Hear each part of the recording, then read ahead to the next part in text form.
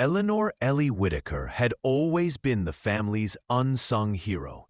At 60, single and childless by choice, she dedicated her life to her siblings' kids. As the reliable aunt, she babysat through countless weekends, loaned money for braces and bikes, and offered a shoulder during breakups and bad days. Her modest apartment in Chicago was a revolving door for nieces and nephews, filled with laughter, homemade cookies, and quiet acts of love. Family first, she'd say, echoing her late mother's mantra. But deep down, Ellie wondered if she was more fixture than family. It started small. Her brother Mark's daughter Sophie was getting married.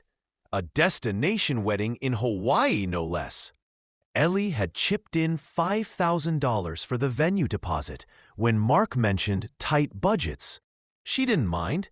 Sophie was like the daughter she never had. Ellie had sewn her prom dress years ago, taught her to drive, and celebrated every milestone. The invitation arrived, but it was addressed only to Aunt Ellie. No +1, no mention of her role. Still, she booked her flight, excited for the beach vows. Weeks before the trip, a group chat pinged. "Sophie, final guest list locked. Can't wait for paradise with my faves." Ellie scrolled through the attached PDF. Her name wasn't there. Heart pounding, she texted Mark, "Hey, is there a mistake? I'm not on the list." Hours later, his reply, "Oh, Elle, we had to cut costs. Limited spots. You understand, right? We'll send pics." Understand? The word burned.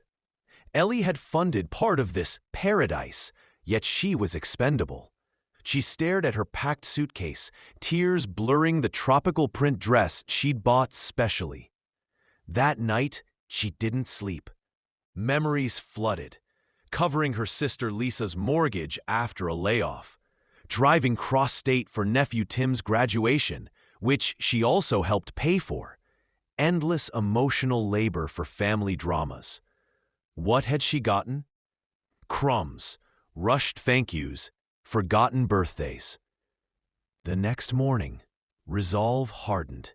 Ellie canceled her flight, refunded what she could, and blocked the family numbers.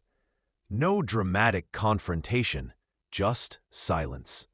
She donated the dress to charity, and on a whim, searched volunteer abroad opportunities.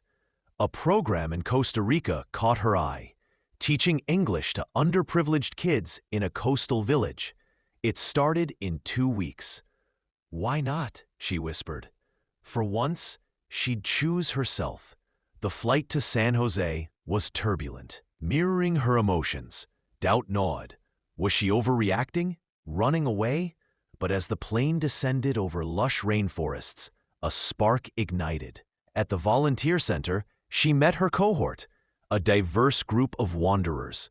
There was Miguel, a retired Spanish teacher from Mexico, Priya, a young Indian engineer escaping burnout, and Lena, a 25-year-old American fresh from a toxic job.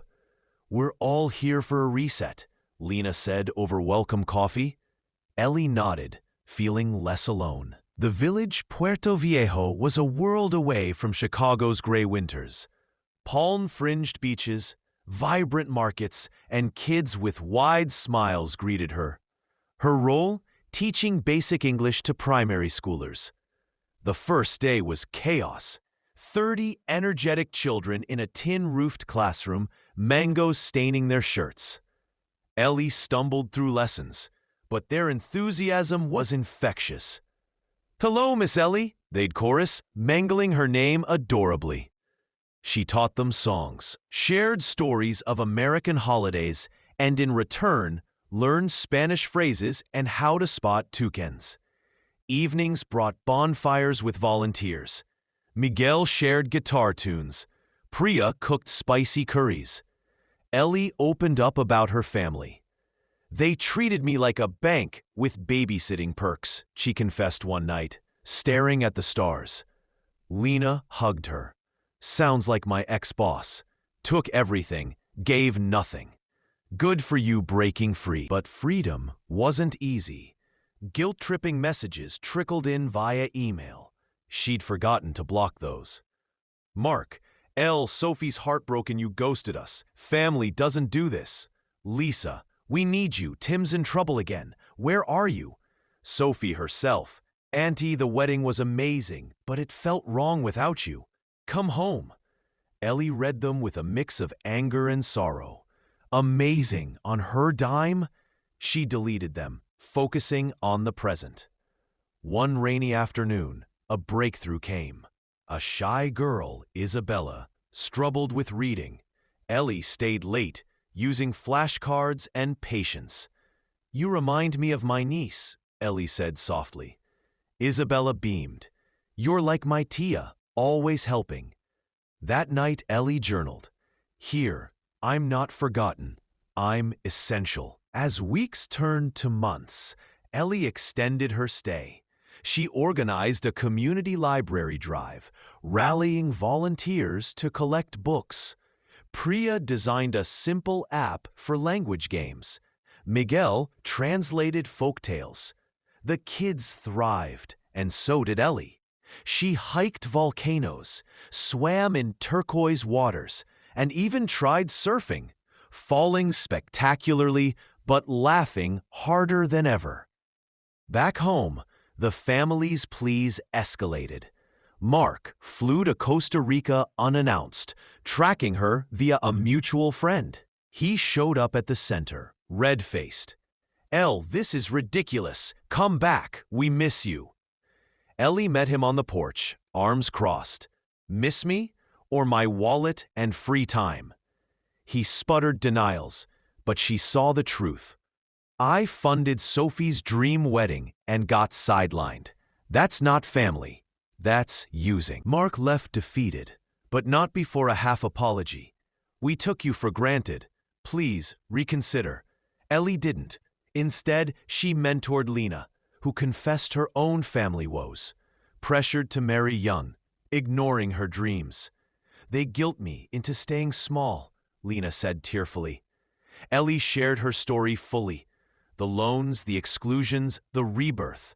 Choose your path, she advised. Blood doesn't bind you to toxicity. Build your own circle. Lena listened, then applied for a teaching fellowship abroad. You inspired me, Ellie. You're like the aunt I wish I had. In that moment, under a canopy of stars, Ellie felt whole. Her new family wasn't blood. It was bonds forged in shared purpose, mutual respect. Mark left defeated, but not before a half apology. We took you for granted. Please reconsider. Ellie didn't. Instead, she mentored Lena, who confessed her own family woes, pressured to marry young, ignoring her dreams. They guilt me into staying small, Lena said tearfully. Ellie shared her story fully. The loans, the exclusions, the rebirth. Choose your path, she advised. Blood doesn't bind you to toxicity. Build your own circle. Lena listened, then applied for a teaching fellowship abroad. You inspired me, Ellie. You're like the aunt I wish I had. In that moment, under a canopy of stars, Ellie felt whole. Her new family wasn't blood. It was bonds forged in shared purpose, mutual respect. Mark left defeated, but not before a half apology. We took you for granted. Please reconsider. Ellie didn't. Instead, she mentored Lena, who confessed her own family woes, pressured to marry young, ignoring her dreams. They guilt me into staying small, Lena said tearfully. Ellie shared her story fully. The loans, the exclusions, the rebirth. Choose your path, she advised. Blood doesn't bind you to toxicity. Build your own circle. Lena listened, then applied for a teaching fellowship abroad. You inspired me, Ellie. You're like the aunt I wish I had. In that moment, under a canopy of stars, Ellie felt whole. Her new family wasn't blood. It was bonds forged in shared purpose, mutual respect.